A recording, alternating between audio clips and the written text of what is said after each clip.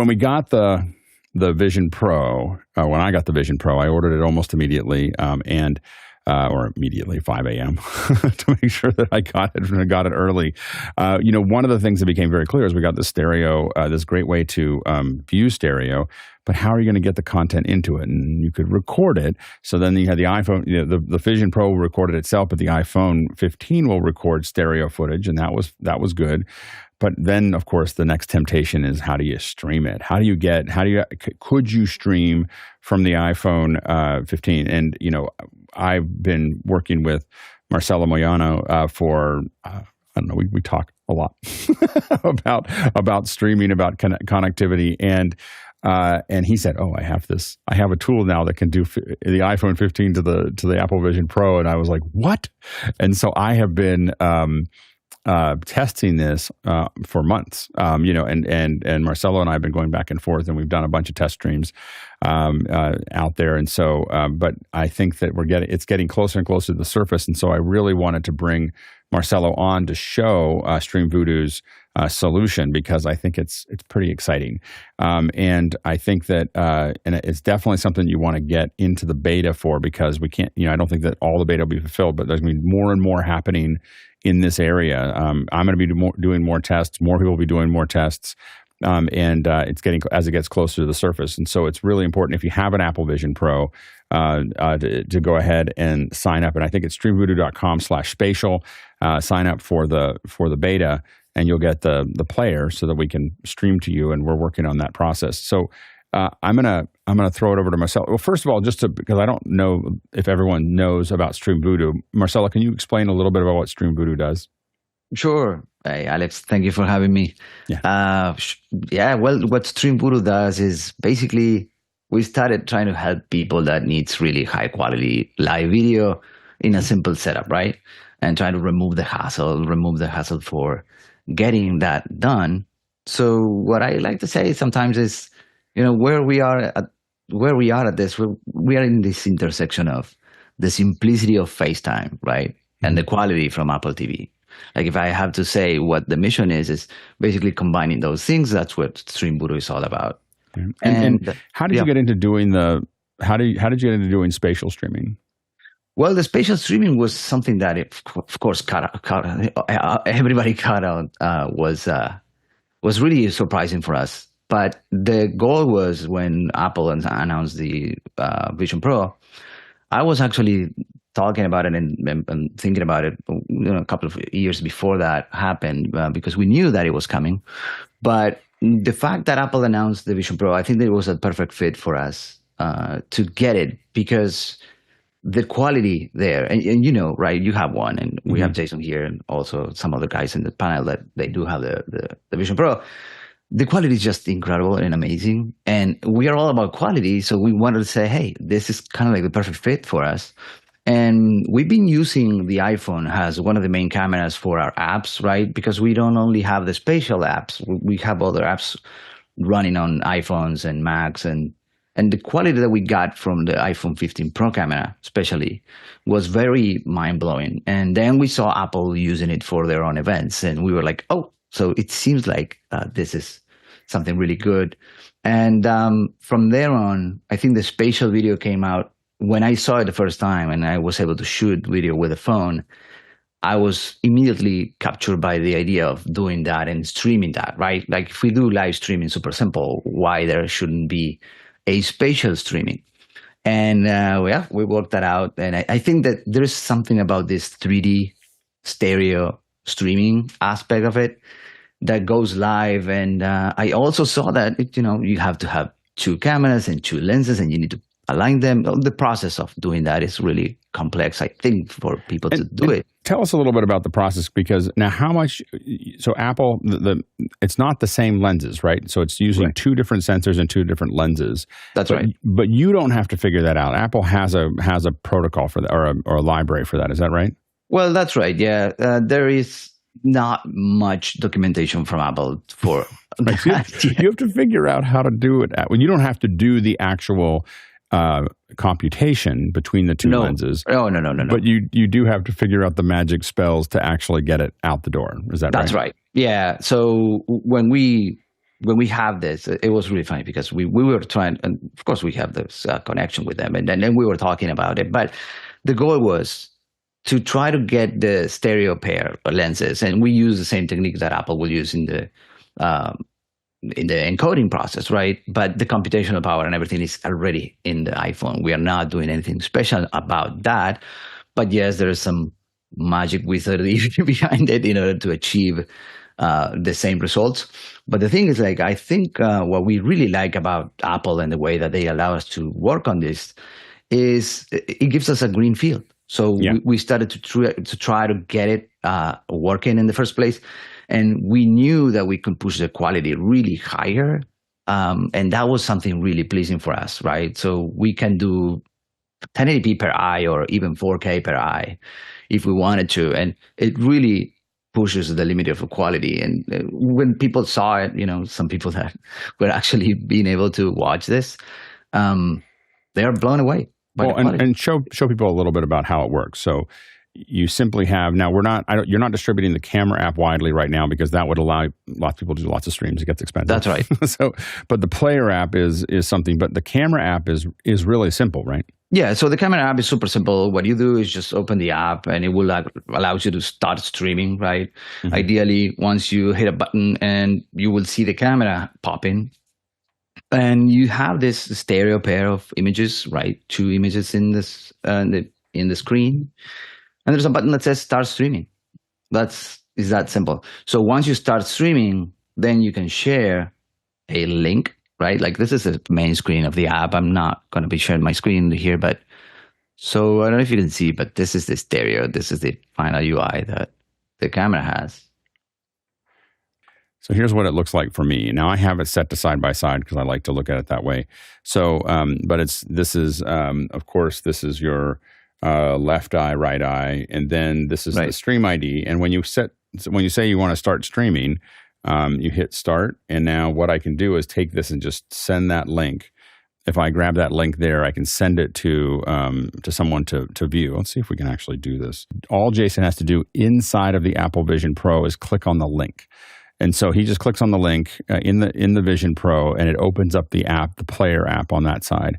And now what you're seeing, now you're not going to see it through Zoom as a stereo, but you're seeing it as in spatial, right, Jason? Yeah. The depth is popping right out. In fact, it's actually a little bit too close. So like my eyes are crossing right now, but the stereo is working really well. Yeah. So basically what you're seeing here is, and I'm just, streaming this, from my phone here. Now it may be, I think I wasn't ready to jump into this. So anyway, so we'll go ahead and stop here, but you get to see that was a pretty quick, and again, like what you're seeing here, if you go, look, Jason, if you go to, I don't know if they can split screen it, but probably not. But this is what I'm looking at, so I can see it there. My finger got in the way there. And then Jason, you can see Jason was looking at the stream there. Anyway, so I think we turned it off. But the key is that if you don't have to try to do it through Discord, if you go through the messages link, it's really easy. You send someone a link, and they can immediately see a stream from your camera. And that was like a big, now if I sent that link to a lot of people, or if I tweeted that link out, I mean, Marcelo would be upset with me or he'd send me the bill if I did that. But if I tweeted that link out, anybody opening that link inside of their Apple Vision Pro immediately sees the feed. And so that is it's pretty powerful to keep it that simple. It's not trying to figure out how to send it to somewhere else or do anything else. And so I think that, I think that's something that's really exciting, is making it very available. You were going to say something, Marcelo? Yeah, no, for sure. What I was going to say is that I do have the latest version of the app, but ideally that's kind of like the simplicity that we wanted to make is you just share a link, like you will share a FaceTime link, basically. It's pretty much the same process, and it will pop right into the player if you have the Vision Pro and you get the text. So since that's kind of like the idea of this type of streaming, and ideally you will share with whoever wants to see. And I've done a couple where my daughter was playing in a band and there was a show, and so I sent it out to a handful of friends and just said, if you have an Apple Vision Pro, here's the concert. And I didn't have to, I tested, I got on the Wi-Fi, so I was able to get a reasonably good connection. But I was able to, just stream 3D from a bar without any trying to figure all the stuff out without big camera rigs, without big, without a bunch of other things there. Now, you can, of course, use a hard line. So if you have an Apple Vision Pro, not an Apple Vision Pro, but an iPhone 15 using USB-C, you can plug it into an Ethernet, and actually connect it there. So it's definitely possible to have, to turn this into a small broadcast system, for this. And again, there's been a lot of other people doing it. In fact, we'll jump to this first question that asks this, but I think that there's making it this easy is really important. Let's go ahead and jump into that first question. All right. First question comes in from a QR code from Ryan in Vancouver, British Columbia. He says, Voodoo Spatial Player. I watched the first Daring Fireball live stream, and it was compelling. I've joined the Voodoo email list and don't want to miss the public stream beta test. Alex said on MacBreak Weekly this weekend might be a test. How do I get in on it? We're close to the test. We are in July. Our plan is to take the camera up to Twit and take my iPhone up to Twit, tie it into their Ethernet, and stream This Week in Tech on a Sunday out to everyone. I'm trying to find the right date with Twit to do that, but I think that our plan is to do that relatively soon, and probably be the first broadcast of that kind. Daring Fireball did one. Theirs is a much more complicated setup. They had two BHG1s, tied together going through OBS, and there were some hiccups there that were endemic with that pipeline. So I think that what we're doing will probably be more stable than what you saw there. So if you like that, I think that what we're going to do in the near future is going to be probably pretty compelling. Go ahead, Courtney. Yeah, just to clarify something, because I'm excuse my ignorance, because I don't own any of these. I don't own an iPhone or Apple Vision Pro. But does the StreamVoodoo app just stream from the iPhone, or can it be used to stream spatial video from Vision Pro to Vision Pro? And does it run on the Vision Pro? Yeah, no. For now, we are allowed to do it from an iPhone to the Vision Pro, and that was kind of like the first thing that we were able to do, but. The plan is, of course, we do have access to the cameras on the Vision Pro now, but it's only for enterprise mode. So we cannot just use it for like regular consumer apps. It's under Apple's policies. Yeah, and I actually think that I don't like the Apple Vision Pro streaming as much. There's a couple of problems with it. One is it's head mounted. And so it goes. There's a lot of people moving their heads around, and so number two is it's actually lower resolution than the iPhone. So I think that streaming from the Vision Pro to the Vision Pro is actually a lower quality experience. Now, of course, we can imagine somewhere in the future where an app might be able to take a video input, and do something with it. But I think that the thing that I was excited about really, and why I wanted to bring Marcelo on to show it in this hour was really. That I think that this is a pretty easy way to deliver. I've been doing 3D video for a very long time, and this is the easiest way I found to do this kind of work. So, Marcelo, where do you see it? What is the roadmap for you as you move forward? Well, the idea was to launch this first application very soon, and we were working towards the first week of July. And after WWDC, we were seeing, what Apple gave us in this. Because remember, this is pretty new for everybody, but at the same time, it was something that was never done before, right, with a phone. And we are getting towards knowing that Apple now is going to be launching a new lineup of devices coming in the next year for more people to use this. So. Looking more into that. We also have other apps that allows you to do this, not spatial, but other type of streaming. And I think like the phone is proving itself out to be a very good and useful tool. We're also working in things like latency and higher quality, like we always do. But I see this becoming really a powerful thing for content creators and people that does live experiences. Like I was talking with some people last days, the few days that they were like really impressed by it. And there are people in theaters that they want to do performances with this, and they want to, because the ability to put the phone in different places. That's, I think, one of the major things that you can think of. If you see the trailers from Vision Pro showing you stereo and spatial and immersive video, actually, from Apple. It looks incredible, and people really get excited about it. We are excited about it and working towards that. And I think like when the new cameras from Blackmagic are coming out, we don't know when, but ideally that's kind of like the target that we are looking for. So once we have access to those cameras, then we'll come flip a switch and just let you do stereo with those cameras. And that streaming possibilities are really powerful and mind-blowing, to be honest. That's what we are aiming for. Looking forward to continuing improving. And of course, iPhone 16 will come and we'll have much better resolution and better cameras and better technology. But we're excited with the 15 and how we can push it through. I think it's yeah. I mean, I think that is, you know, there's the saying that luck is prep. The reason we're bringing this up right now and we're talking about it here is that there is a saying that, you know, luck is when preparation meets opportunity.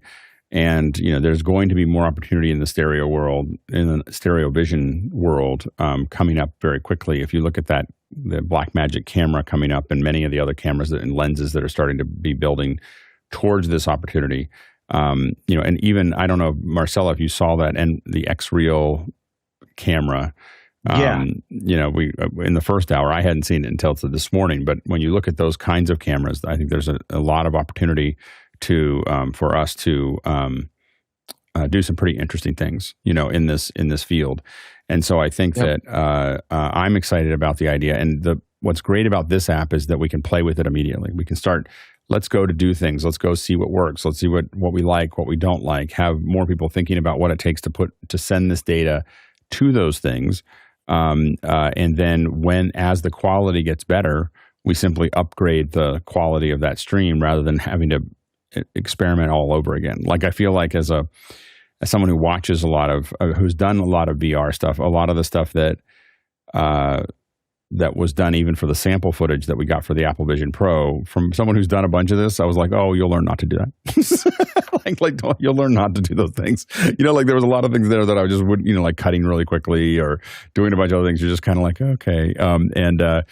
So it was, so I think that, you know, being able to do this, and the camera will be more widely available over time. But if you're in an Apple Vision Pro right now, if you have one, I would highly recommend downloading this to, you know, to start to experience that there. Yeah, you were going to say something, Courtney? I was just going to ask if the Canon, do you support the Canon Vision? Is there a way to get the signal out of this over HDMI into something that you can transmit, that you can live stream? There's no way to get high quality signal out of there right now. It's good for recording. I have one here behind me in my here, but but you can record some pretty good footage. It's 4K per eye, and it can be up to, I think, 60 frames a second. But it's not. You're not going to get you're not going to get a live stream out of that right now. Next question. Oop, can't hear you, Courtney. Sorry. We have another question coming in from Mr. Guy Cochran in Seattle. He says, is there a MetaQuest capability on the horizon? Oh, yeah. Well, we've been asked for that, Guy. So I think so. I mean, the possibilities are there. We were not focusing on that right at the second because, you know, we're like more into the Apple ecosystem.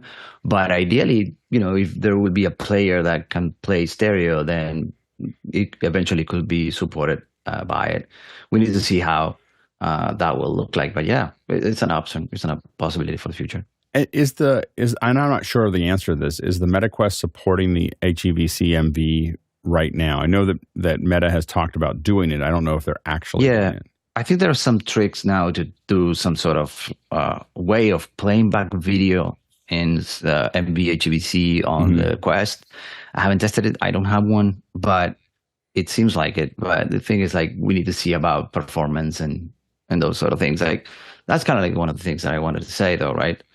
I think like we get the peak performance that we can get from the iPhone and the Vision Pros combined. I think there's something that really special there that allows us to really push the envelope, to be honest. And when we think about other devices, then we need to think about, you know, memory management and how things play back. And if they support 1 hour long streams. Like if you do have an event or you're trying to stream something, it's maybe not going to be 5 minutes.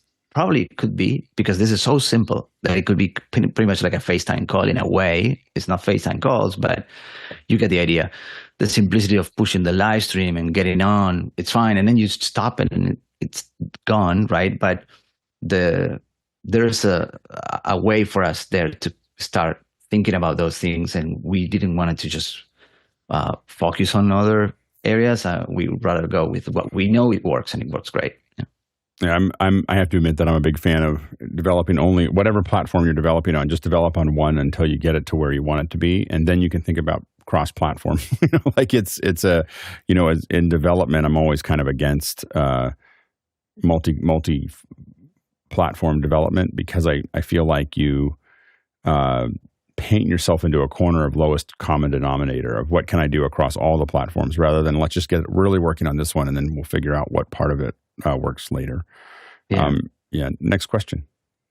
Next one comes in from Dave Troutman in Edmonton, Ontario, Canada. He says, DJI gimbals often offer person tracking, and concerning the issue of movement of the camera, do you imagine a gimbal with an iPhone would be a smoother visual experience than handheld for spatial streaming live events?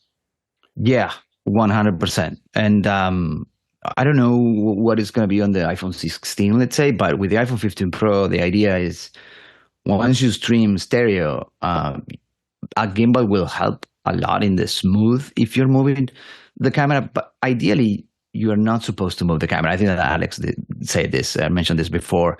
The goal for 3D stereo imagery, if you see the Apple videos too, the camera is static most of the time and action moves around it.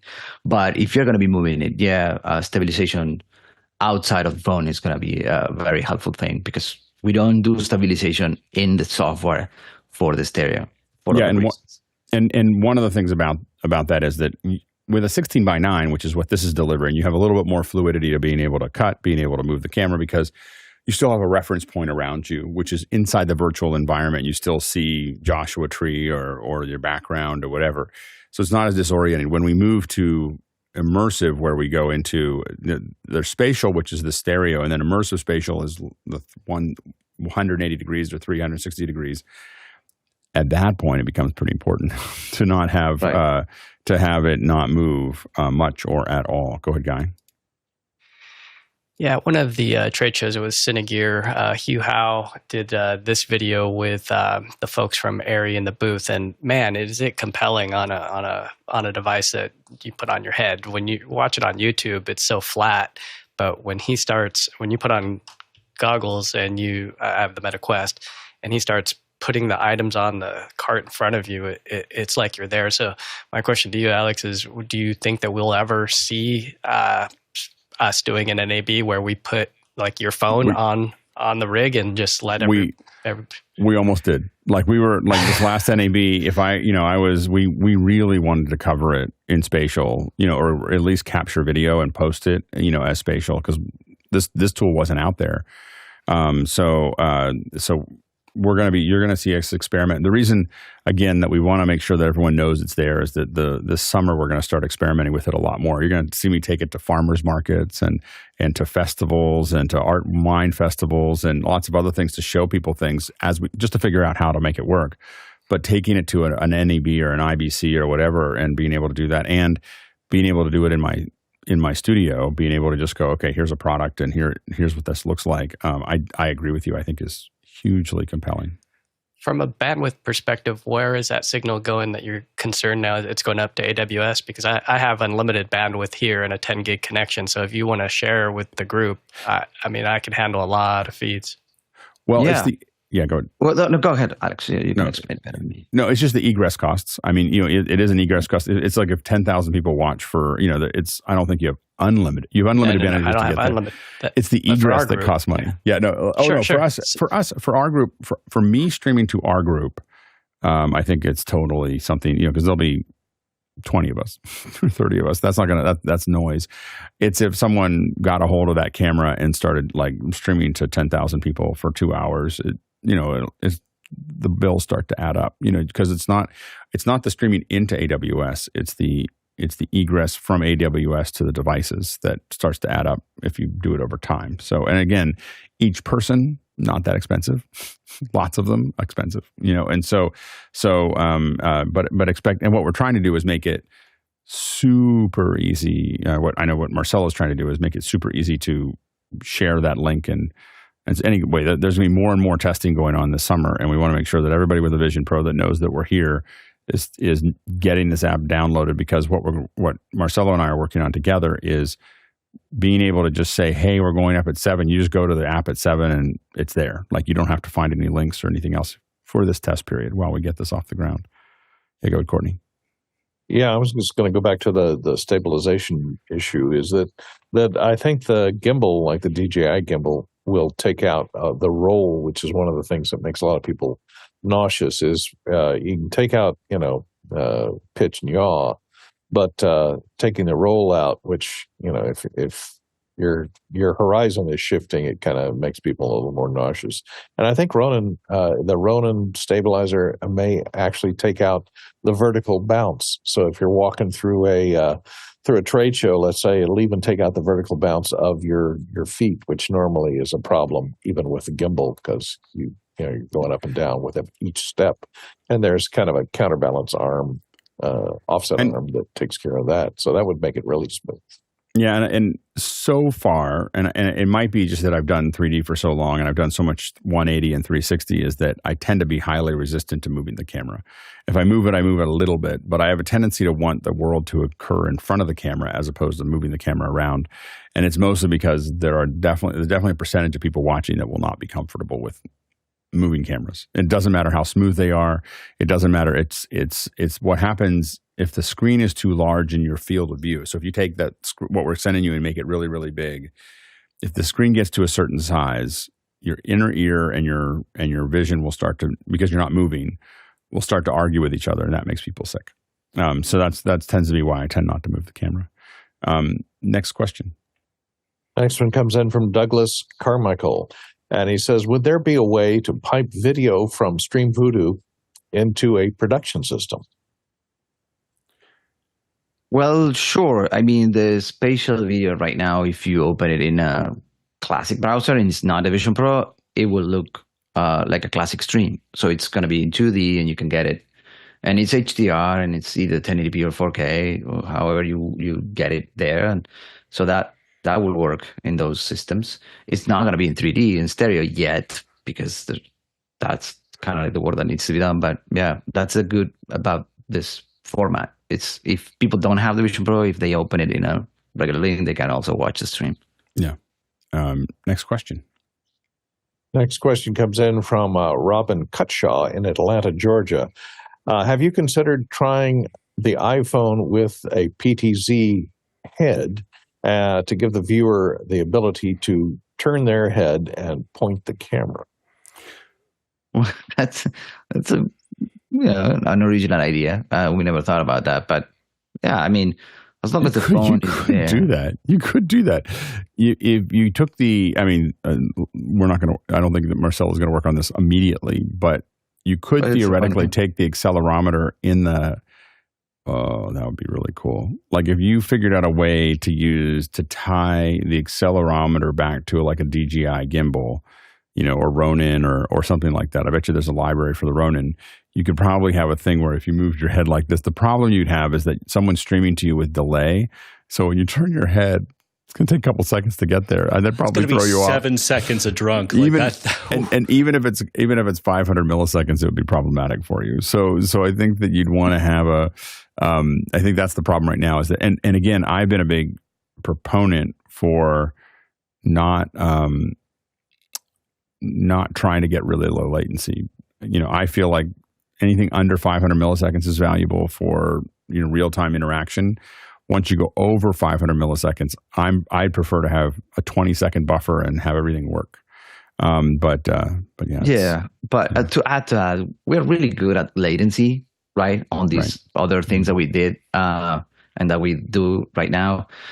So there will be ways, like you said, it's an original idea. Maybe we can do an ultra low latency feed that's what people actually manage from the phone, and at the same time you're streaming stereo from it, which is a crazy idea that I'm saying, but who knows? Yeah. It's a cool question, and we'll see what we can do with it. Next question. From Craig McFarlane in Boston, Massachusetts, he says, how device-specific is the streaming protocol in use beyond the dimensions? Well, it's very device-specific. In this case, it's going to be an iOS device with the stereo cameras, and because of the way that the iPhone was made, it's basically that particular device for now in order to stream spatial video. And yeah, that's pretty much it. Next question. Oh, I just had if I could just tack on to that last question. Yeah. Sorry. Yeah, if we have time. Does the iPhone transmit, when it's transmitting the spatial video, is it two images, left eye, right eye, side by side in a 16 by 9? No. So the way that separate images, the way that HEVC MV works is that it has a hero eye, which is typically the left eye, and then it sends the hero eye, and it only sends the difference between the two eyes as the second part of the feed, and then those are pulled to conserve bandwidth, exactly. And what happens is that if a device can't see the extra data, it just shows the left eye as a 2D image. But if it can see it, it then shows it then separates both of those out. So it's efficient. And again, this is not Apple's protocol. This is a MPEG. Something that was worked out by somebody else in 2015, back in the last 3D wave. And so it doesn't actually reduce the horizontal and vertical resolution of the transmitter because it's doing spatial. I mean, it's doing delta between the two, so there's some compression going on, but it's not as if you were taking two 16 by 9s and putting them side by side and reducing both vertical and horizontal resolution. Oh, that's good. Okay, it's pretty slick format. Yeah. Next question. Next one comes in from David Brady in New York City. He says, "Can we see it in action?" We showed it a minute ago, but we'll show it again. Of course we can, Yeah, we have I did have a setup if you want me to. I can prepare it in a minute and just... I'm there now. I got this figured out. Okay, yeah, sure. I wasn't ready the first time, but I'm ready now. So what I'm going to do is I'm going to pop this up here.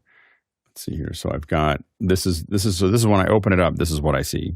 So I have this here, and probably if you grab that, anyway, so if and Jason's sitting there in text, so what I'm going to do is I'm going to click on, I want to start streaming, and I say, I want to send to the spatial player, and this pops up, and I can go to, and I'll say, I just want to send it to Jason. Whoops, and we'll now have to, that won't work. So, I don't know why it didn't show up there. So now I can send it to Jason here, and so Jason now should be. You'll see that he has the string there on his side, if you see it there, and he said go, and there he's got it, and so that is the stream. Now you're not going to see it in stereo there, but Jason sees it in stereo. So that's how quickly you can send something to someone. And of course, if you sent that to a whole bunch of people all at one time, you'd be able to, I'm going to stop that for now. If you sent that to a bunch of people all at one time, they'd all be able to see it. So it's not a point-to-point connection. It is a connection to whoever has that link. And this is just an HLS stream. So anyway, it's pretty exciting. And that's it. There's not much to it. and one of the things that Marcelo and I have been talking about a lot is to make sure that there's not much to it. So the idea is that it's super easy to just turn on and share. Next question. Next one comes in from Craig McFarlane in Boston, Massachusetts. Is the audio in the stream spatial as well? That's right. Yep, it is. I mean, you can also connect, since the iPhone 15 Pro allows you to connect microphones to it. We were talking with Alex, of course, about connecting a binaural audio system, and you can send stereo there like that. But I can also connect this microphone, for example, to the iPhone via the A10 switcher, and you just got the audio coming through, and it's also going the way that you want. The mics in the iPhone are remarkably good at capturing spatial data. I mean, it's just kind of like, it doesn't really make sense, but what we are testing this week, actually, I'll be testing taking the mix pre and delivering ambisonic. I'm going to see if I can pull this up, but I think I can deliver ambisonic to the mix pre, and well, not ambisonic, but I'll deliver binaural environment plus some mics, kind of like what we do in some of the other events that we work on. And so you should be able to get a spatial sound, but we should be able to deliver left and right as binaural. And what we know is that since I'm sending it to a headset, everybody listening could listen to binaural. So we can send a binaural feed to someone and let them listen to it. So we are working on that solution. And we may try it at an event soon. So stay tuned for that. But yeah, you should be able to get it. And again, we can do a whole Atmos mix, fold it down to binaural, and deliver it to the phone through an interface that goes along with the spatial information. Next question. Next question comes in from Dave Troutman in Edmonton, Ontario. Does a fixed camera location bring back live theater? I think that. Go ahead, Marcelo. It's maybe a good idea to think about the experiences on theaters, but I think there's a very pleasing image that you get when you do it. Remember, Alex, the first test that you did, it was in the street, right? But the violin guy playing and performing, was a really nice setup. It turned out down the street from where I was when we were starting to do the test, Mads Tolling, who was like a Grammy-winning violinist. Mads Tolling's playing, for a friend, and I was like, hey, can I come in and shoot a little bit? And he's like, sure. And so off he went. We're going to try to get Mads back as well, just to do it again and with more prep, than what we did there. Yeah, but it was great. It was great, but the pleasing of the image, I remember that. It's kind of like when you record with your phone. I don't know if you guys see this, but if you record in a phone and with the iPhone 15 Pro Max and you record it in 4K and then you watch that video, you can see the quality there. The effect here in the spatial video is watching that live happening from anywhere in the world, and you're watching it. Like I'm here in New Jersey, right in this East Coast. And for me, it was a very cool experience, to be honest with you. It was kind of like, hey, opening a window to the place where Alex was, and the way that you play the instruments, and the way that you see things. It's really funny. My wife says that this looks better than real life sometimes. And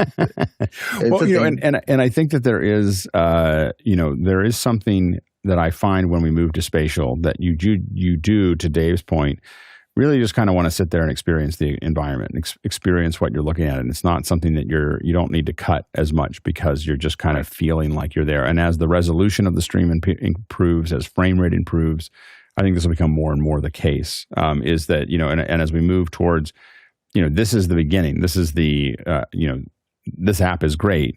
But in the grand scheme of where we're going over the next 3 to 4 years, this is the 320 by 240 video that we're all excited about what's possible. But we're going to be, the Blackmagic camera is going to deliver 8K per eye at 90 frames a second. That's going to change a lot of things as well. And again, people using this player will eventually be able to watch that as well. And so I think that's what I'm excited about, is where we're going with this experience. This is just the very beginning, and why we want to start testing it now and thinking about it and seeing what we can do with it. But the fact that you can pick something up in your pocket and just set it down and deliver a 3D stream without much work is kind of amazing. Next question. Next question comes in from Roz Humphreys in Cobox, British Columbia. It says, I guess one day this could be mounted on a drone. What other kinds of capture situations are you looking for? Yeah, well, a drone, it was on the list, but there's many other things that I'm thinking about that I think it's going to be mind-blowing. Again, this is really funny because we only can talk to the people that actually owns a Vision Pro in order to know what we're talking about, right, Alex? But if you see the immersive videos from Apple, that the ways that everything is aiming towards, I think sports is a huge thing. The sports in a way that, think about the iPhone that you can place anywhere, right? And the way that you can build up a little setup and just put them with the extra batteries and then just connect it in proper ways and then just hide it in plain sight. And maybe you can get a really cool angle from different things. We have some billiards, the people that play pool, that they were telling us, hey, we want to do some billiards streaming tournaments, and they are super excited about it. There will be a lot of new use cases that thankfully we can get, and that's what we are excited. That's what the iPhone part brings. Yeah, absolutely. Go ahead, Courtney. Yeah, we know it the iPhone can be mounted on a drone because Apple, in their keynote speeches at WWDC, produced all their canned videos with the iPhone, and there was a lot of drone footage in there. So I guess they put the iPhone on a drone and flew it around. So you can definitely do that. Technically, the question they could have broadcasted in stereo. Right. Yeah, I mean, those are the kind of things that get people sick. That's why we, like a big movement like that is something that can definitely affect people's ability to keep everything in. Next question. From our friend Alex 4D Goldner in Fasano, Italy. He's moved to Italy. Tell us about how graphics can or should eventually be included in spatial video live streams from a design perspective. Floating graphics. Well, that's an interesting question. Yeah, go ahead, Alex. You can so I know that Marcelo's working on some basic graphics so that we can have some things pop up at the beginning of the stream. When you think about that composite, the big thing is figuring out where that zero plane is. So where, and that's something we'll have to experiment with, is because how you use that convergence tells you, your eyes will figure out whether it's in the front of the screen or it's in depth in the screen. And so figuring out where you put that is important. And so I think that using things like Motion has a lot of 3D tools that are built into it, so as does After Effects. And so I think that there are, I think it's going to be really interesting to see how we build these composites into it. But having those graphics float over, I find it very compelling when we do 3D work, when we are able to get those graphics to feel like they're floating a couple inches in front of the screen. Is just it's a great effect. Too much, and people start crossing their eyes reading it, and they don't appreciate that. But a little in front is kind of fun. Right. We do worked out, and there's an animation that I think that you saw, Alex, once this past couple of days. We were working towards that. When you're about to start the stream, you will see a really nice animation that we did, actually in Blender. Right. But the goal is to recreate that MBHVC video format that goes before the stream starts. And then once the stream is ready, you just push a button, the stream starts, and then you watch the spatial video. And then at the end, ideally, we will add another graphic where you stop the streaming and, the stream has ended. Those elements are in MBHVC format, and I think it's going to be easier for us to implement more things like that and graphics towards. But during the spatial is something that, like Alex says, we need to see what options we have in order to work on and add things to it. Next question. From Trinidad in the West Indies, Rayon Smith asks, Jason, if real life is a 10, how would you rate the spatial live stream you were watching just now? The spatial is incredible, and truly the quality is kind of otherworldly. I mean, what Alex was showing was very, very close, right? And to that end, it almost crossed my eyes. I don't know how far in front of you your ATEM is, Alex. 12 or 18 inches. Yeah, close. It's really close. So just picture, holding a piece of paper that close. It's uncomfortable, but 2 or 3 feet, I think is the true, the iPhone starts to pick up the really nice depth, and then I'd say, what would you say the outside line is? Maybe 10 feet? Yeah, it stops being interesting at about 10 feet. It's and again, this is where the phone that we saw earlier, or the device that we saw earlier in the first hour, as that interaxial distance increases, the distance between the lenses, the depth that you can go out to where it's still interesting. I think that I will say that for the iPhone, 5 to 8 feet is probably the most compelling. 10 feet to 12 feet kind of on the outer edge. And then after 12 feet, it doesn't matter anymore. It's just 2D at that point. If you increase that interaxial distance, that 10 to 12 feet becomes 16 to 20 feet. That's basically the math there. And so that where you see somewhere after 20 feet, it doesn't matter anymore. And this is just the nature of it. It turns out with most of our vision, it's that way too. It's not like we're not making something up that's new.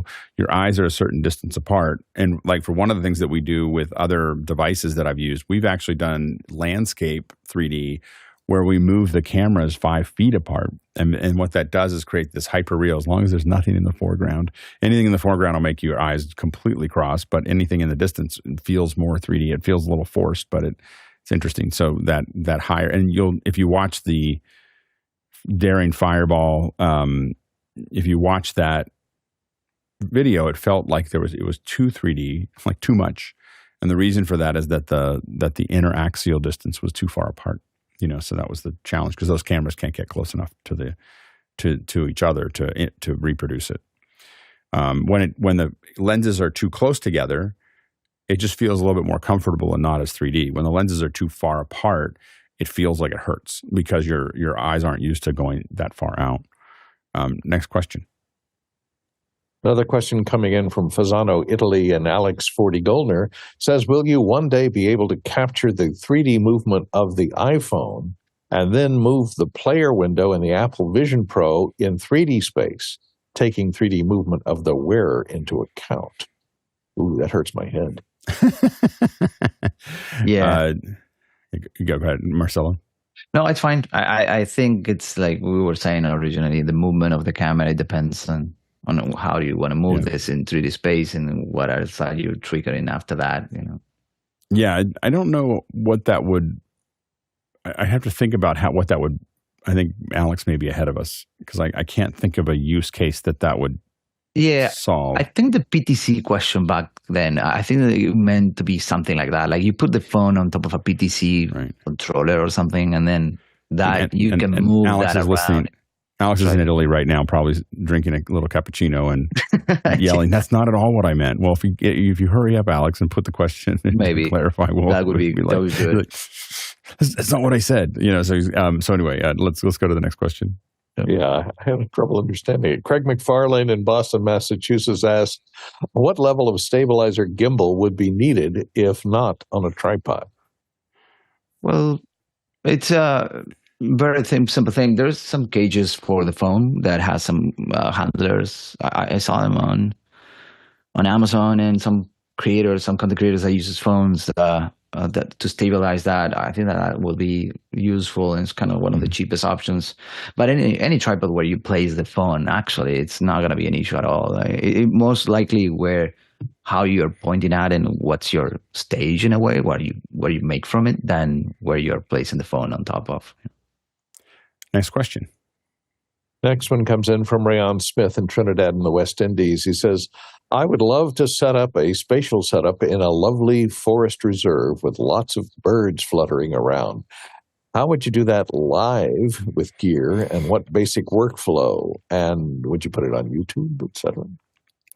So what I would do there is you have an iPhone. I mean, in this case, with what we have right now, with an iPhone, I would you could use the Wi-Fi there, but I would recommend thinking about trying to get an Ethernet cable there to plug it into the camera, and probably a breakout so you had a battery, you have the camera, and then you want to think about whether you want to do some kind of mix station that's going to do these little these little guys here. This is the little let me pull it off here. This is the H3 VR from Zoom. So this little guy here, a little noisy, but the preview on the headset is binaural. So you could theoretically grab this and find a way to get it in as just left-right into the phone. And then you should be able to hear things all around you as well as see the 3D. And that would be a very simple setup. So it'd be, it's with the iPhone there. I think that if you talk about a basic workflow, that's what I would consider. Go ahead, Courtney. Yeah, you mentioned Wi-Fi. Is there enough bandwidth in LTE or 5G to transmit this without a problem? Oh, yeah. Yeah. I mean, it depends on where you're at. But, I mean, like where was I? I was somewhere yesterday, maybe yesterday or the day before, and I was just standing on the street. I happened to see some transmitters. And so I looked up and I was like, oh, I see flat faces. And I opened up my phone and I was getting 150 down and 35 up. So it's not, LTE and 5G are definitely capable of delivering that. It just depends on how many people, are there at that moment. So next question. From Roscoe Jones in Madison, Indiana, he says, speaking of compositing, how might a Mark Roberts rig be used for spatial work? Yeah, as far as tracking it, again, I think that when we keep on coming back to the tracking and the gimbals is in most spatial work, you do not want to move the camera. in like 90-95% of it. I think we keep on trying to tie that back in, but it's not a comfortable experience. If you go, you want to think about that very carefully. Even just jiggling it a little bit. Gimbals are good for just making sure that it stays stable. But as someone who's done this for a long time, moving the rig around is a good way to make people feel comfortable. It just depends on how sensitive their inner ear is. Next question. Next one comes in from down under Sydney, Australia. Wayne Fox says the Apple Vision Pro will be available in Australia in a few weeks, starting at $6,000 to $7,700 for a 1 terabyte RAM option. For StreamVoodoo, would 1 terabyte RAM be desirable? I think Marcelo can. I don't know if it matters, right? Because it's I don't know. Yeah, that's not. It doesn't. It's not related to this. We don't need RAM in the Vision Pro or anything like that in order to stream anything. The most important part is your phone has to be an iPhone 15 Pro or Pro Max. That's the only requirement, because that's the one that has the camera capabilities to do the stereo and the spatial, right? And then on the Vision Pro, any Vision Pro model will play back easy and fast. No issues at all. I would say if you're buying one, I would go for the larger size, because it depends if you travel a lot, because with my Vision Pro, what I do is I load a lot of movies onto it so that I can watch it, but it's not related to StreamVoodoo. Next question. Next question is a QR code question from GP in Keswick. Does the iPhone burn up? How good does the Wi-Fi have to be to carry the signal from the phone? Well, actually, that's a great question. The iPhone won't burn out. That's something that we make sure that we worked out really well. And then the efficiency that we got into the phone, speaking about what are we working with, it's pretty mind-blowing. So the phone will stay pretty cool during the time of the stream. If you think about you're doing, like I said, like a longer stream, 30 minutes or 40 minutes, it won't overheat at all. And your battery will run out eventually, right? So that's the only thing that you need to think about. But yeah, and then the signal levels, it's something that we are also adding to the app, so you can see a signal strength that you can have in order, if you're using 5G or Verizon, whatever provider you're getting from the signal from. But it's supposed to be working with just a decent upload stream, right? We're calculating, between 5 and 10 megabits per second. So that's something like, usually if you run a speed test before, you just make sure that that's kind of like the speed that you need, that you have there. And ideally, if you're streaming from a place, you should be staying there, and you won't lose any speed after that. But that's it's hard. I mean, if you're at a venue, sometimes it's going to be really good and then it's not. But I think that I did a stream from a bar to Marcelo and a couple other folks, and I think it went pretty well. Yeah, it was great. It was pretty smooth. And I did get on the bar, and I was getting like 50 up and down. So it wasn't like I was like, I got 4 megs up. So I do think you need enough bandwidth to do it. But otherwise, I think it works pretty well. Next question. Well, Alex 4D Goldner has put down his glass of Chianti and chimed in once again from Faisano, Italy, and asks to clarify his previous question. He says, imagine if you could handhold your camera in front of a row of objects 2 to 3 feet away, panning the phone from object to object. Maybe you could move the playback window within the Vision Pro in 3D space to match the 3D position and angle of the iPhone. I think you could. I don't know if you want to. I think that changing that viewport for the Apple Vision Pro user would not be that exciting for them. Or it'd be really exciting, but not really in a good weird. Way. I don't even know if it's convergence, but I do think that it would just be like moving the window against it might be frustrating for folks. Go ahead, Courtney. Yeah, so he's saying it's like the window would be moving around, like you're moving a frame within your field of vision to see different stuff like this. Yeah. Okay. It could. I just don't know if the user would like it. Here's the problem is that as an Apple Vision user, I put that window somewhere and I want it to stay there because I have other windows over here and I have other things going on over here. A lot of times, like one of the things I noticed about the Daring Fireball stream was that it puts you in a theater, and every person I talked to said I felt trapped, because what you want to do is throw that thing up and then look over and type to other friends and text and talk about the event and everything else. We couldn't do that. So I think that you have to look at, like, if you look at what Jason's looking at right now. So if we cut to Jason here, you can see a whole bunch of things happening. That's what happens with an Apple Vision is you kind of open a lot of windows, not just one. And so you're moving things around all the time, and that changes the kind of the nature of how do you want to use it. Last question. Last one comes in from Rayon Smith in Trinidad in the West Indies. And he says, for this spatial video, is there a restream.io option, or would you want to have a PC that you stream to via LTE and then give out broadcasts to hundreds from there? Well, go ahead. Yeah, I don't think that would work. You don't have to. I mean, right now you would do it through StreamVoodoo, and StreamVoodoo has the scale to do it right now, so you don't have to figure this out. Like that's the whole. Like it's just you're streaming from your phone to the service, and it streams out to all the headsets. So, so this is, and I think Marcelo is still figuring out the business model for that. But what we're excited about right now is testing it and figuring that out. And especially if you have, do let me know if you have some things that people want to test. We might be able to get you, for a handful of people, we might be able to get you a, camera app to play with so that we can see these things. But I think that it'd be really fun to have Rayon in Trinidad sending us some footage, like to see, how far we can push this. So let's keep talking about that. Marcelo, thank you so much for coming. We're excited. Oh, you're more than welcome. I just sent Jason the link. I mean, if he opens it, he can see me, I think, in Spatial now, but I just shared it with my phone anyway. But yeah, thank you for having me. I think this is very, very exciting. And like you said, streamvoodoo.com/spatial, right? Yeah. People can get on the list there if they want to feel and see what this looks like once we are ready to launch it, which is pretty soon.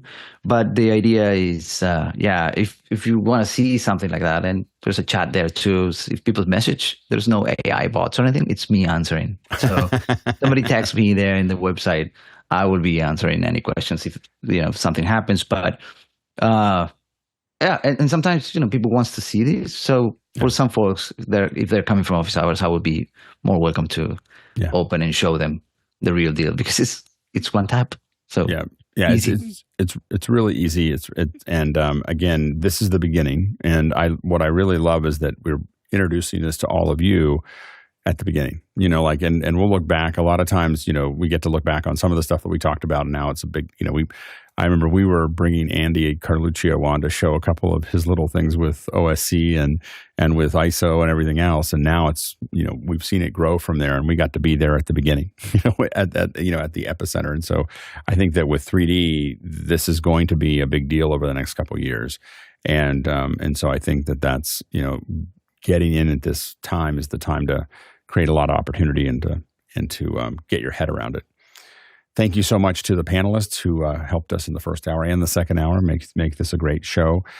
Thanks to the incredible production team and development teams who make this happen. They develop the hardware, the development, the software, the transmissions, the planning, the actual production of the show. It's a small village, a small but growing village that it takes to run this show, and we really appreciate everybody's contribution. And thanks you to the producers who ask all the questions and keep this all running. And we fill up 2 hours a day. We've been doing this for over 4 years. We don't know how we're going to fill it up, but it seems to fill up most days. And it's all of your fault to do that. So thank you so much for making this possible. Today in the Tlaloc Traversal, if we had wandered around asking these questions person by person by person, we would have traveled 97,000 miles today, 156,000 kilometers, and that is 769 million bananas for scale. All right, let's go ahead and jump into After Hours. Now you got me on eBay looking for a used Apple Vision Pro. So fun. So fun. That's all I gotta say. It happens. It's so cool. So we're gonna hopefully we'll do some. I really want to do some concerts. I'm looking forward to Twit. I think that'll be really a fun experience of getting people to watch it as if they were sitting there, and we're hoping to do that one of the next Sundays. So, what would you do? Would you just put the just gonna mount it? I'm gonna mount it. The there. iPhone just by the table or something. Yeah. But what we'll probably do is I'm gonna work with the guys to see if I can't get an audio tap. So you get this really nice audio tap from them. And then, that we put into the camera, so it'll sound nice and clean, but you'll see them. So It should be interesting. And every now and then Leo's going to do something like this. Yeah, exactly. He will. You know he will. You know he will. He'll be like, he'll have a little stick going, I see you, I see you. And be like, it's going to get a selfie stick and just poke it. Yeah, exactly. But it's going to be a good thing to see him, Leo, and the screens next to him where you guys are talking.